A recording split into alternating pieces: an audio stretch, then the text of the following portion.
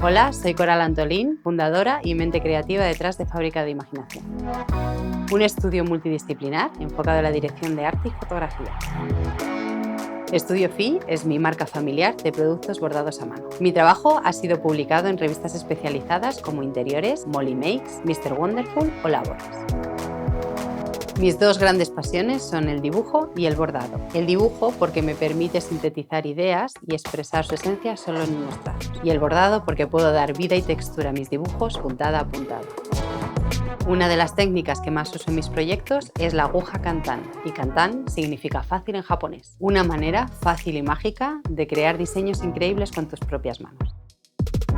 En este curso de doméstica te voy a enseñar a dibujar y a bordar un retrato lineal con la aguja kantan o con una aguja tradicional. Te enseñaré a dibujar y a simplificar un retrato paso a paso para después bordarlo sobre nuestra prenda de vestir. Como proyecto final bordaremos nuestro retrato y lo combinaremos mediante otras puntadas para añadir textura gracias a puntos, abalorios y lentejuelas.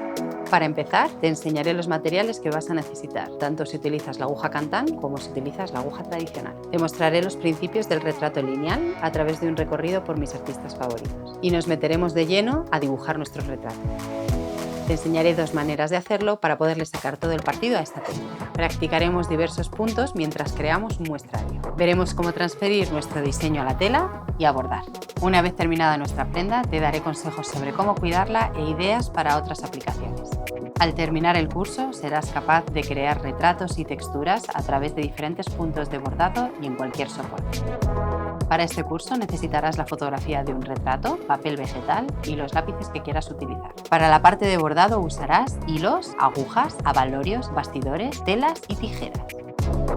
En cuanto a los tipos de agujas, te mostraré cómo bordar tu proyecto con la aguja kantan, pero también con la aguja tradicional para que puedas obtener los mismos resultados. No necesitarás conocimientos previos, solo paciencia y muchas ganas de aprender.